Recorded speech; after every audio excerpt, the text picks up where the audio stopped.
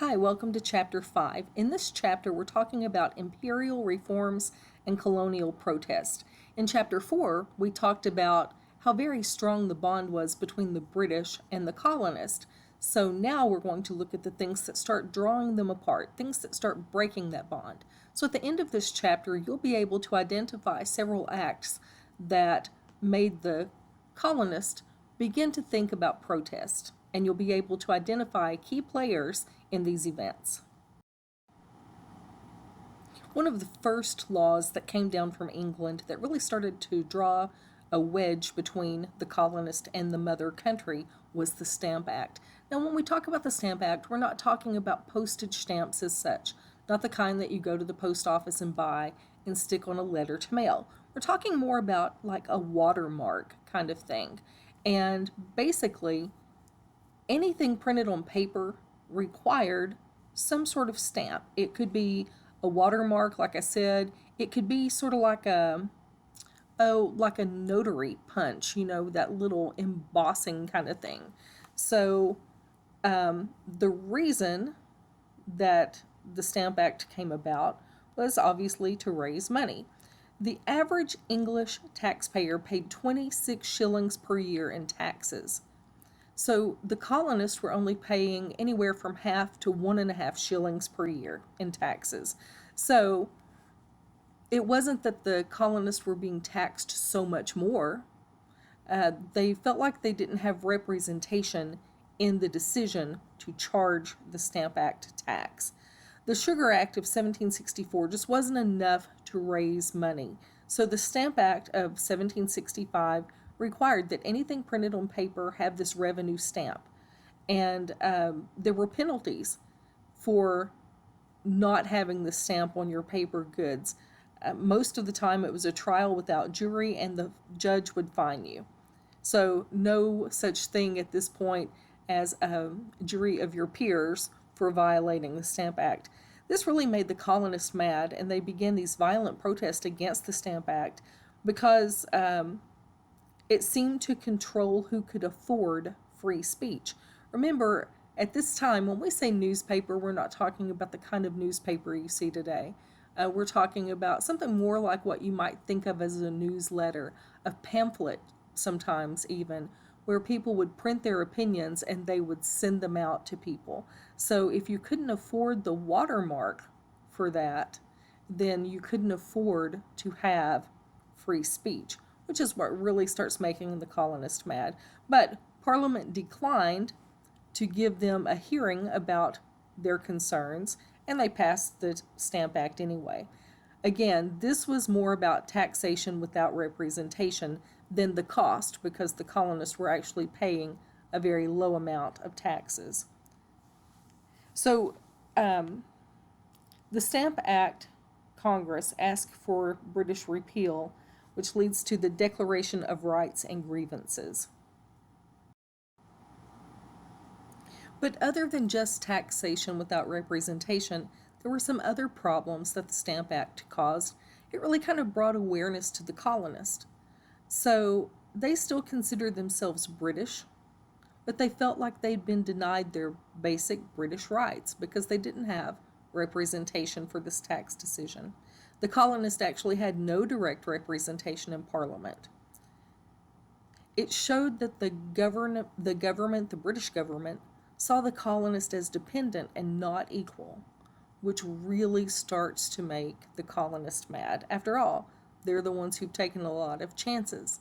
They left the country they came from. They pioneered a new country. So this is not going over well at all with the colonists. They feel like they've been slighted and disrespected.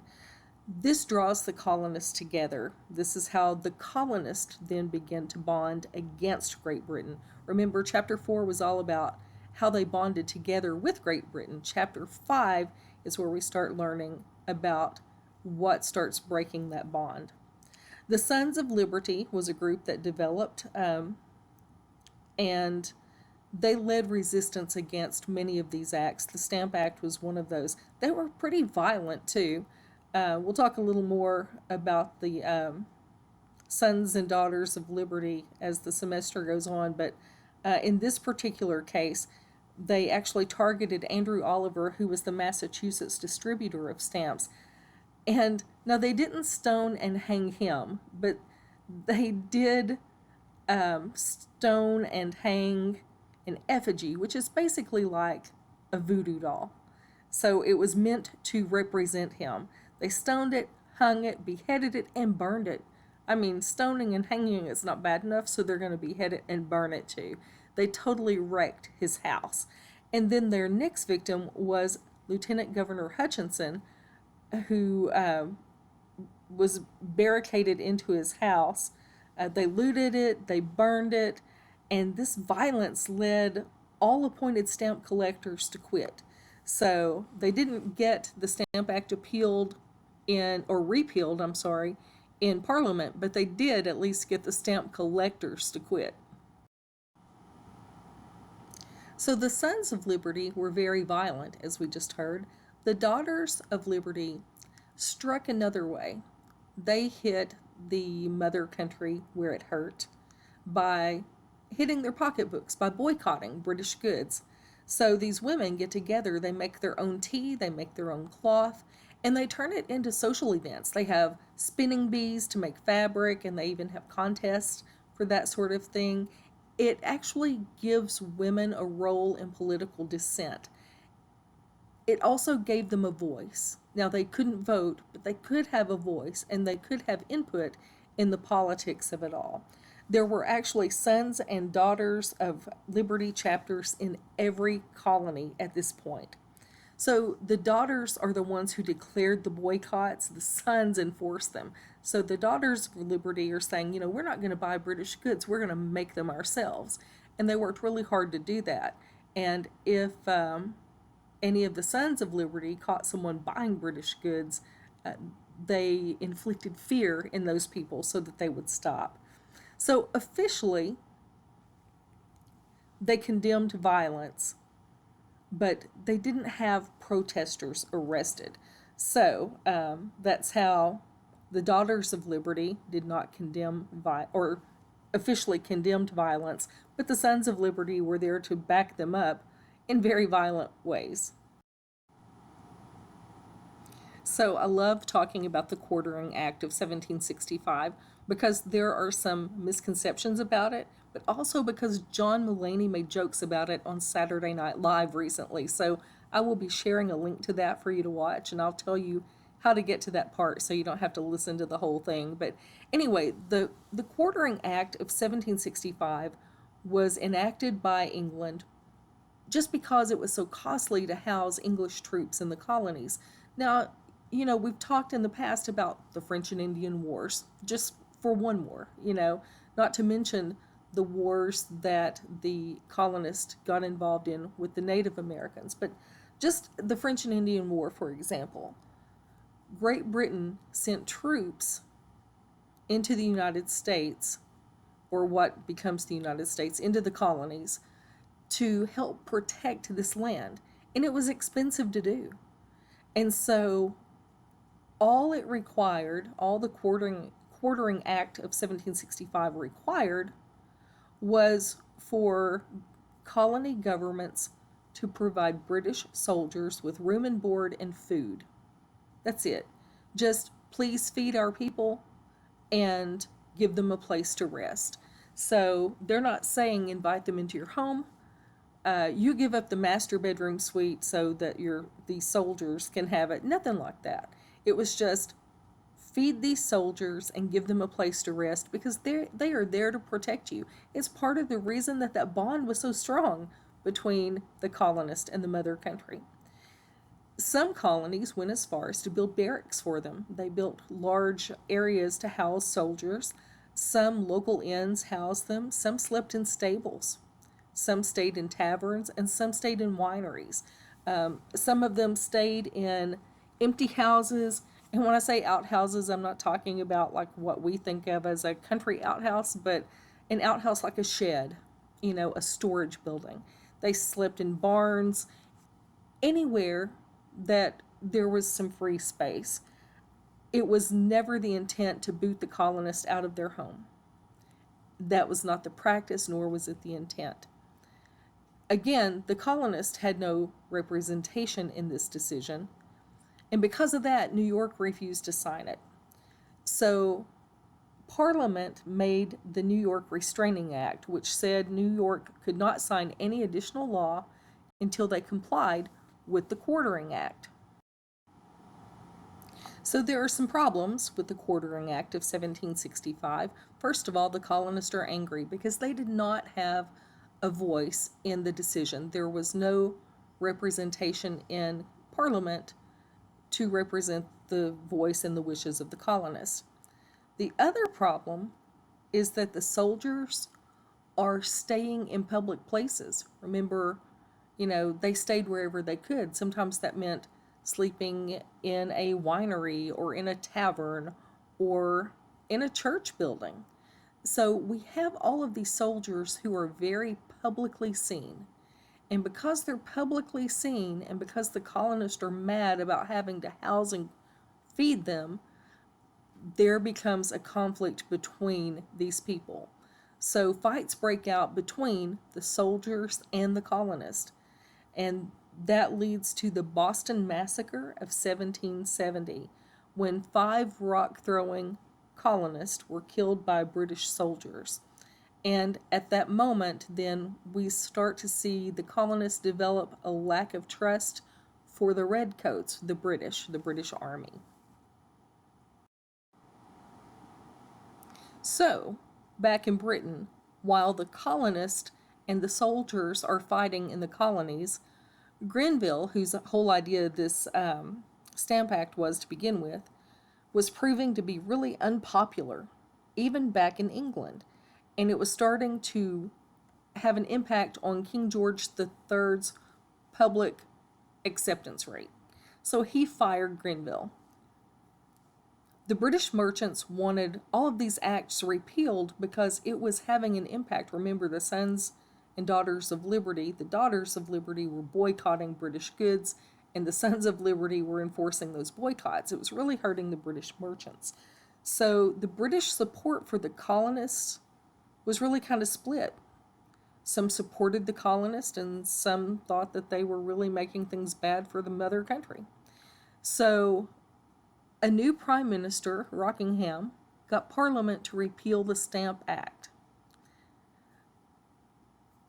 The thing is, with Rockingham, he also said that Parliament's power was supreme and supersedes colony law. So we have a repeal to the Stamp Act, which should make the colonists happy, but now this same man says, by the way, Parliament's law is more important than your law, and you'll live by our laws because you're our colonist, which totally makes them seem dependent as colonists, and they do not like that.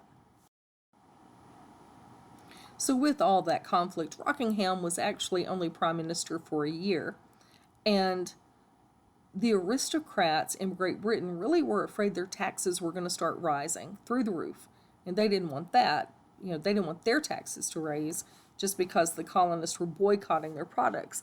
So the economy could be getting bad, which would really make things bad for King George III. Remember, he's got to keep his public perception up. So William Pitt then is appointed the new prime minister, and he is sympathetic to the colonists. So things start to kind of sway toward the colonist way. But he gets sick, and Charles Townsend is called in to manage the finances. And it's Townsend who really pushes hard to raise money from the colonies. And the first thing he did was disband the New York Assembly until they paid for their military supplies.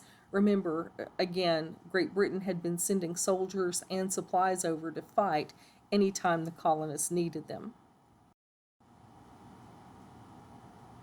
So Townsend comes up with another way to raise money. It's called the Townsend Revenue Act of 1767. It taxed paper, paint, lead, tea, and glass.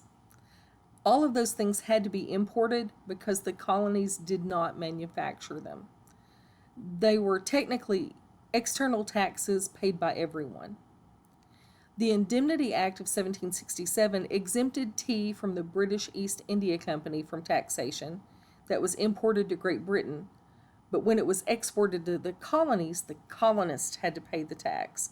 So Great Britain didn't have to pay it when it came from the East India Company, but remember, Great Britain has set itself up to be the middleman, so when it ships out to the colonists, they're the ones who pay the tax.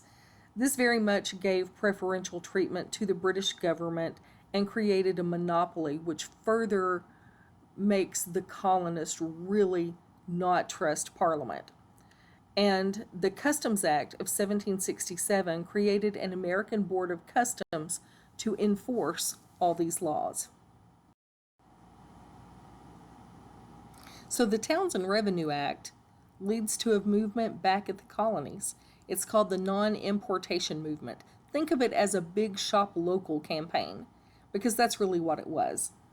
Samuel Adams wrote this Massachusetts circular that focused on the unconstitutionality of taxation without representation.